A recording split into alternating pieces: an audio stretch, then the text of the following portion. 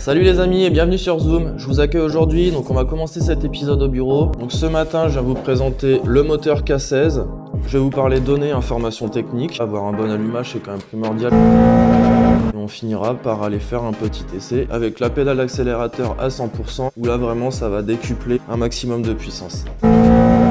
Le K16, le K16, K16, le K16, K16, K16. Dans cet épisode, je vous propose une description complète du moteur, ainsi que du fonctionnement. Ensuite, à l'atelier, j'irai changer les bougies et je vous expliquerai comment j'ai effectué la mise au point moteur. Et nous conclurons sur un test en conditions réelles pour voir un petit peu comment ça se passe à bord. Bon épisode à tous. Le moteur K16 est un moteur de base Honda, avec plusieurs cylindrées disponibles, de 1,4 litre à 1,8 litre. Ce moteur est doté d'une injection multipoint, contrôlée par une bardée de capteurs ainsi qu'un calculateur. La revue technique du véhicule a quand même pu m'orienter, déjouer un petit peu ce casse-tête chinois. J'ai failli me retrouver en Chine plus d'une fois, donc ça m'a pris des jours et des nuits, et là vous allez voir que c'est vraiment très concluant. La spécificité des moteurs K16 donc, se passe au niveau de la culasse. Les soupapes sont disposées en V sur les moteurs K16 et parallèles entre elles. Voilà la raison pour laquelle ça prend des tours. Vilebrequin en fonte, volant moteur en fonte, des bielles forgées, piston en alliage léger hyper silicé. C'est une voiture qu'ils ont clairement créée pour la course, c'est une voiture de rallye, hein. Et une fois que le moteur a été optimisé, c'est une bombe atomique. Donc on a étudié la ligne d'échappement, sachant qu'il y a dessus d'origine un collecteur spaghetti. Une des spécificités de cette injection multipoint gérée par calculateur est qu'elle n'est pas de sonde lambda. Donc c'est d'autres capteurs qui sont positionnés à plusieurs endroits sur le moteur qui gèrent l'injection, autant au niveau du papillon que des injecteurs. Cette voiture est équipée...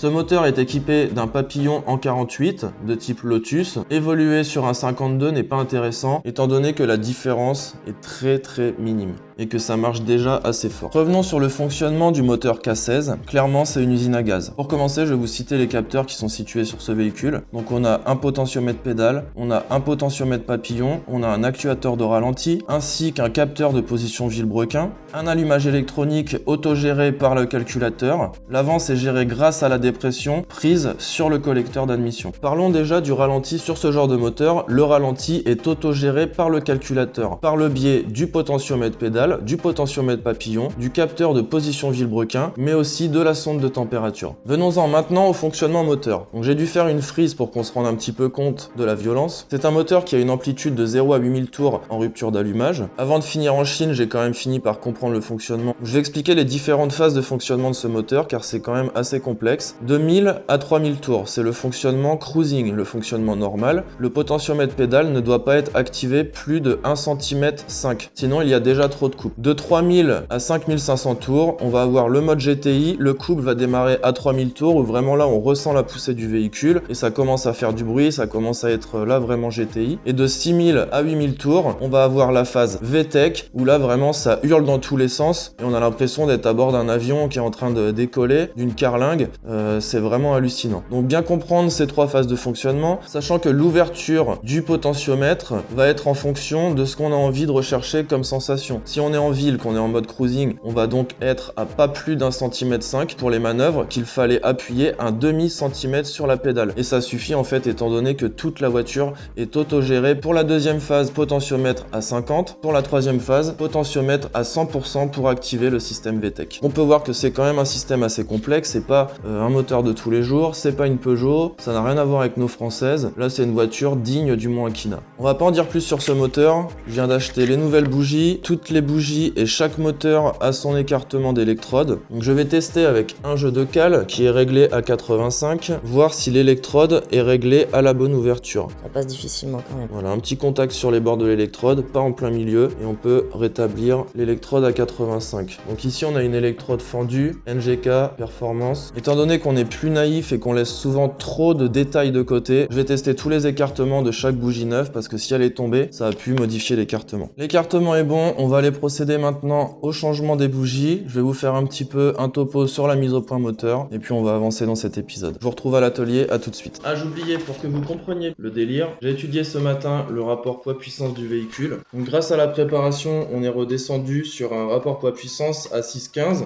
étant d'origine sur un rapport poids-puissance à 9,4 qui était équivalent à celui d'une Audi A3 TDI 8P de 170 chevaux. J'ai pris le rapport du contrôle technique, j'ai converti les décanewtons en kilos pour avoir le poids de la voiture. Donc pour trouver le rapport poids-puissance, il suffit de diviser le poids par le nombre de chevaux. Donc c'est ce que j'ai fait et nous sommes tombés à 6,15. Donc pour faire un petit comparatif, la R5 GT Turbo est à 6,7, la 8L est à 7,4 kg par chevaux, la 206 S16 de 138 chevaux est à 8,5. On a réduit le poids pour octroyer de la performance à ce véhicule et le résultat est vraiment très concluant. Allez, cette fois-ci on y va. Nous voici face au moteur K16 dans la deuxième partie de cet épisode. Je vais commencer par déposer les bougies. Quand on fait une mise au point, il faut vraiment tout contrôler. L'allumage compte beaucoup. Donc là, je me suis aperçu la semaine dernière, j'avais pas démonté le doigt d'allumeur. Le doigt d'allumeur était de 94. Je vais les faire une par une. On va regarder un petit peu l'état.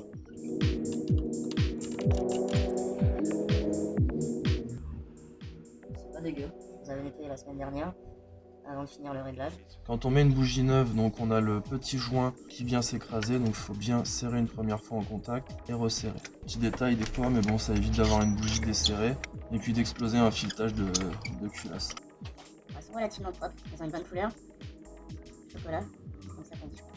Donc le problème principal il y avait sur le fonctionnement de ce moteur. Un manque d'allumage, même si j'ai apporté une MSD Blaster, c'est les bobines qui sont montées sur les muscle cars, ça envoie vraiment du steak. On avait un très bon allumage, quitte à péter des bougies iridium. La tête d'allumeur était usée, le doigt d'allumeur était usé, donc là on a apporté qualité supérieure à l'étincelle. On a réglé à 85 l'électrode, donc avec des bougies neuves, l'allumage est parfait. Le deuxième problème qu'on avait sur ce véhicule, c'est l'ouverture de la vis de richesse d'air du papillon. Et oui, à mon grand étonnement, le papillon se règle aussi comme un carburateur. Une vis de richesse d'air ouverte à 15 tours, c'est complètement hallucinant. Donc soit le mec, il pensait que c'était mettre la vis et visser de 5 tours, du coup ça donnait à peu près ça. Ou alors il s'est complètement craqué, mais là la voiture était gavée d'air, mais en même temps, étant donné que ça régule avec le calculateur, ça envoyait de l'essence, sentait l'essence à fond. J'ai remis une ouverture à 7, sachant qu'on a mis des injecteurs en 240 cc et qu'on a réouvert légèrement le débit d'essence. On a une pompe qui pousse à 3 bars, on a un régulateur à 2,60, donc voilà, je pense qu'on a augmenté quand même légèrement. Je sais pas qui c'est qui a serré ça. C'est moi. Toutes les bougies sont propres, je les change quand même par acquis de conscience. Elles sont pas très vieilles, mais c'était pas la bonne référence en fait. Donc ça, le mec il avait fumé ce jour-là, mais là il m'a filé des BK6EZ. C'est peut-être la correspondance, mais là c'est des BKR6E. L'injection est réglée, tous les détails sont réglés sur le véhicule. Là c'est vraiment la dernière partie à apporter, remettre des bougies neuves. On va lui redonner l'étincelle parfaite et l'étincelle au maximum.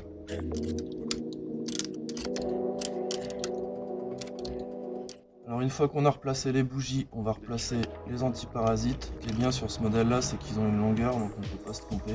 Sur certains modèles, c'est pas noté. Ils ont une longueur identique, on peut facilement se tromper au remontage.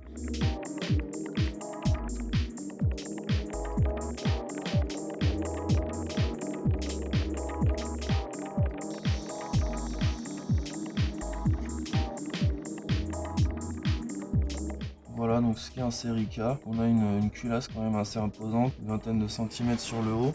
Le distributeur en bout de culasse, la bobine. Donc ce fameux papillon, on peut voir ici au bout du papillon le potentiomètre, qui détecte la position du papillon, qui appauvrit ou réenrichit. Tout cela grâce à l'actuateur de ralenti qui est ici. Voilà, c'est assez imposant quand même, donc c'est géré électroniquement. Et il y a un réglage ici, un tout petit réglage où j'ai vraiment galéré car le réglage est au 10e, au 15e pour obtenir le réglage. J'aimerais changer le bruit de l'échappement parce que c'est un échappement d'origine et ça fait un petit peu un bruit de casserole. On va passer sur un échappement de Mini. On va faire un petit test. On trouve ici un filtre canister, analyseur de gaz à charbon actif, le calculateur, rover. Je suis content de vous faire cette petite présentation parce que c'est vrai que c'est un moteur très méconnu du grand public. Rien à voir avec les moteurs français. Je vais reposer le couvre et puis je vais vous faire un petit démarrage. Là, tu es content quand tu as réglé un gamos, que tu as compris le fonctionnement et que tu vas aller tester. Et partager ce petit moment, c'est assez agréable. Fais un aveu, les mises au point moteur. Vraie drogue. Une fois que t'as compris et que t'as réussi, C'est flippant complètement. on va redémarrer. Et puis, je vous emmène faire un petit tour.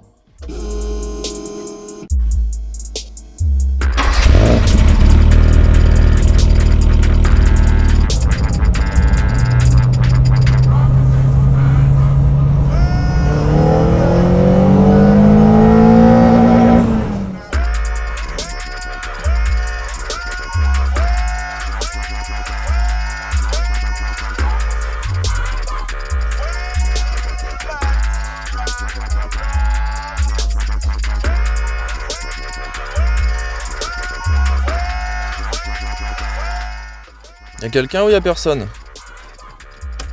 Donc c'est parti pour l'essai du Rover série K. On va exploiter les 3 phases différentes. Donc là, dans un premier temps, je vais rester en mode cruising, vitesse de croisière, que ce soit à 50 ou à 80, en appuyant que 1,5 cm sur la pédale. C'est très silencieux. On entend à peine le bruit du moteur.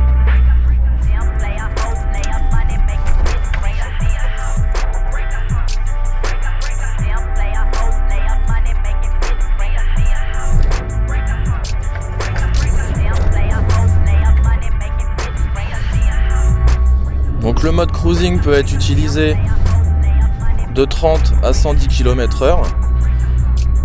On ne va pas dépasser les 3000 tours. Bon, vu qu'il y avait une merguez devant, je vais refaire un démarrage pour qu'on se rende bien compte. Donc première, 1,5 cm sur la pédale, c'est parti. Jusqu'à 3000.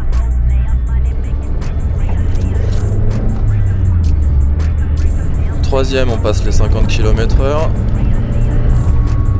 Quatrième 80, cinquième 110. C'est vraiment assez silencieux pour une GTI.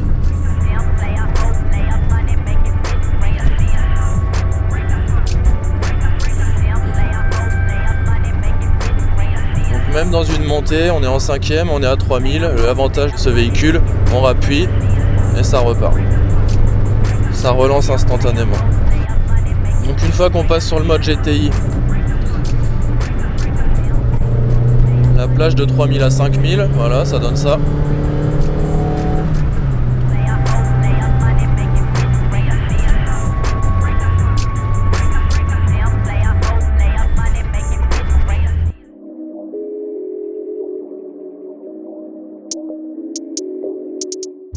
On va se faire un aller en puissance GTI et on se fera un retour en puissance VTEC.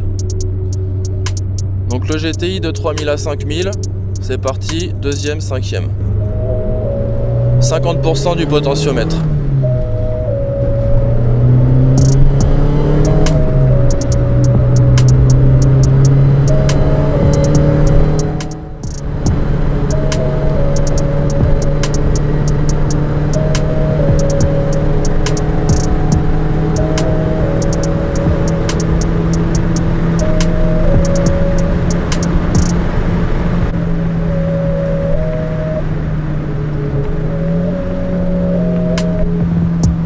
Une fois qu'on a compris les 3 modes sur ce genre de moteur, qui est quand même réglé comme une horloge et très précis, on peut utiliser comme il se doit l'intégralité des chevaux.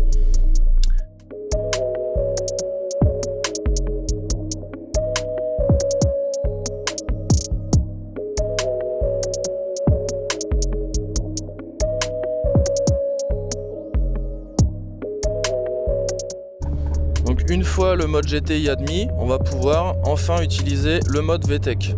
Donc si on est en mode GTI et qu'on a besoin de plus de puissance, on déclenche en mode VTEC, mais on peut aussi directement utiliser le mode VTEC instantanément.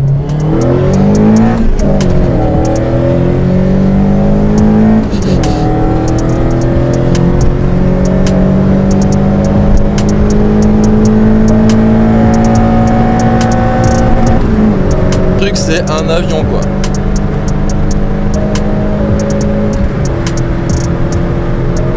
Ça recolle direct quoi, y a pas de latence, y a pas de lag, y a rien du tout.